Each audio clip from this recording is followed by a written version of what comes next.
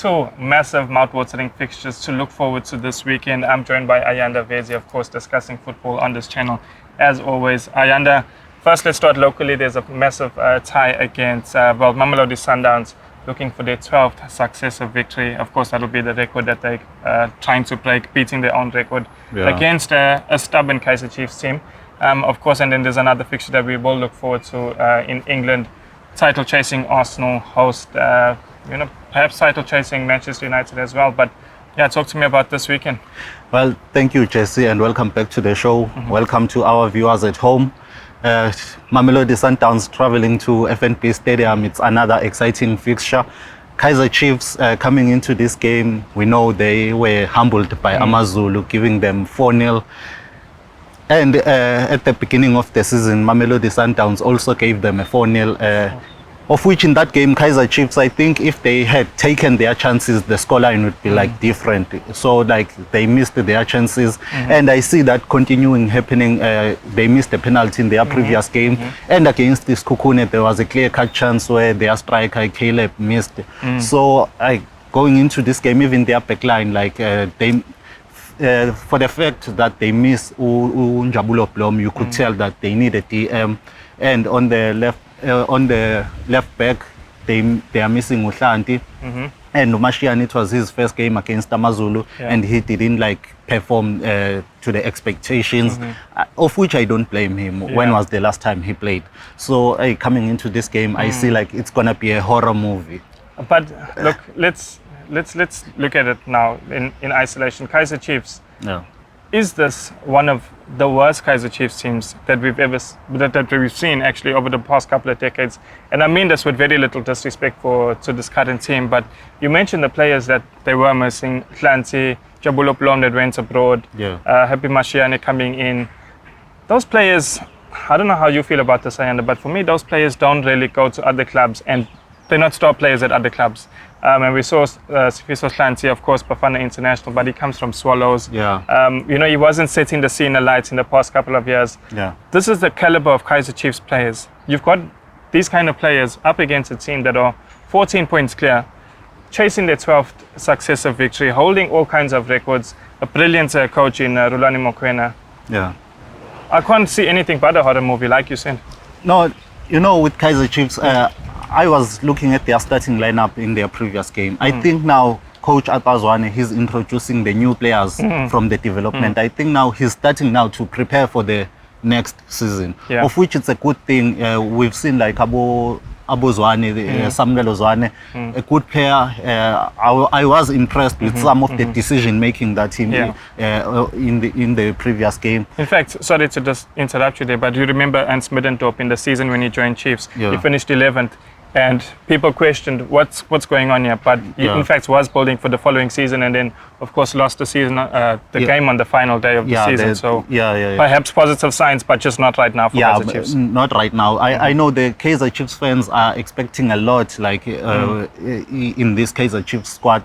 So even in the signings, I think Kaizer Chiefs, they need to do a proper signing, especially up front. Like you could tell that there's some key points that are missing there, and they were excited about having Caleb, and he scored, like he delivered, but now he's starting to miss some chances, of which some fans are starting to say now, no, maybe this is a wrong signing or what. But Sundowns, this team, it's unstoppable. So and I don't see anyone stopping them.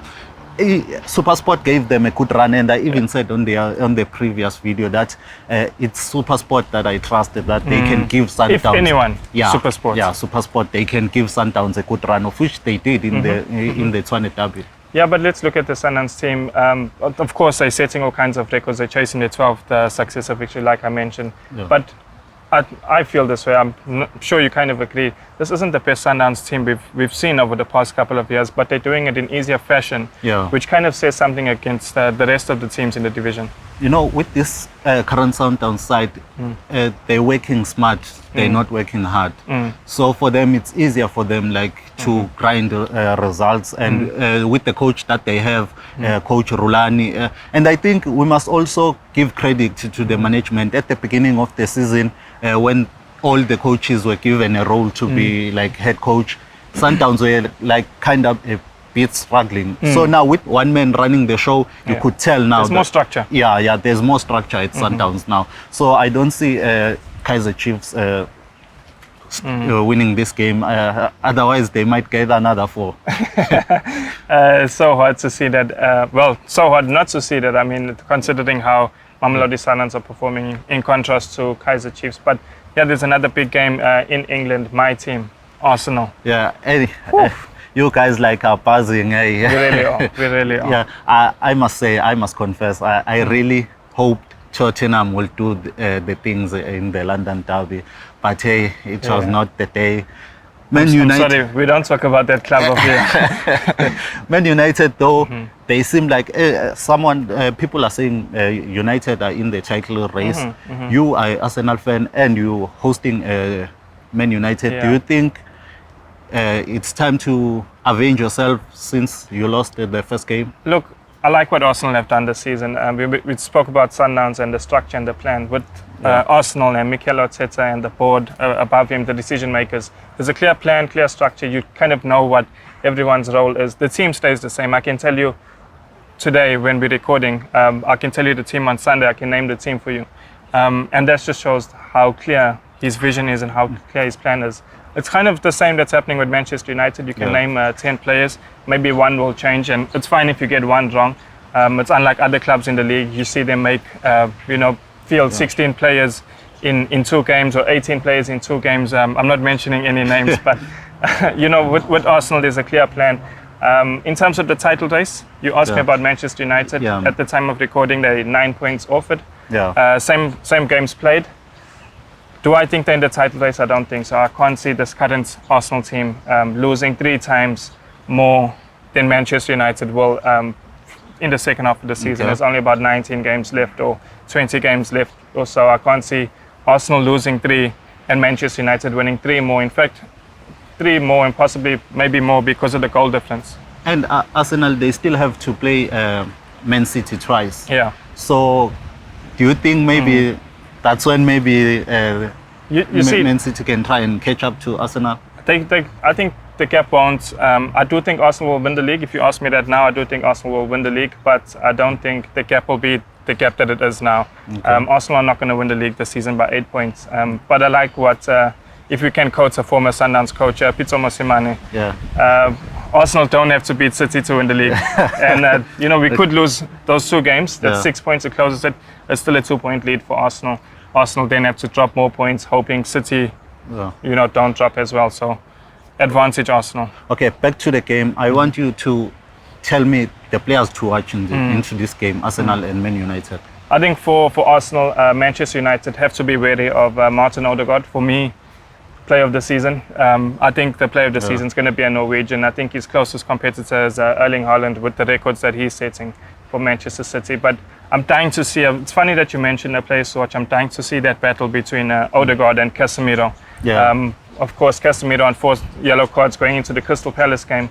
But that battle is going to be so key because for me, Casemiro has made such a difference to Manchester United. I don't think they've lost a game actually when Casemiro and Varane have played together. So that Real Madrid combination, have done really well together. So Casemiro against Odegaard, key battle. Winner of that wins the game for their team. Well, you heard it from Jesse. Scoreline, can you predict the score? I will go 2-0 Arsenal. Oh, that's bold, right? Clean sheet. Yeah.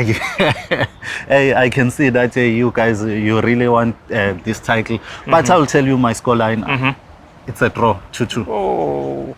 Look, if you want to stay stuck in your January struggles, you could listen to Ayanda, Vezi. But if you want to, get out of January's been a long year. And I think that Arsenal and Sundowns could actually. In fact, I didn't give my scoreline prediction for Sundowns. I think you mentioned 4-0. I think Sundowns will make light work of Kaizer Chiefs, but 2-0, 2-0.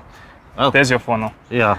Until next week, then let's hope you enjoy the football and hopefully your double pays dividends and you come out of your January struggles. Ayanda? Yeah. Cheers. Goodbye.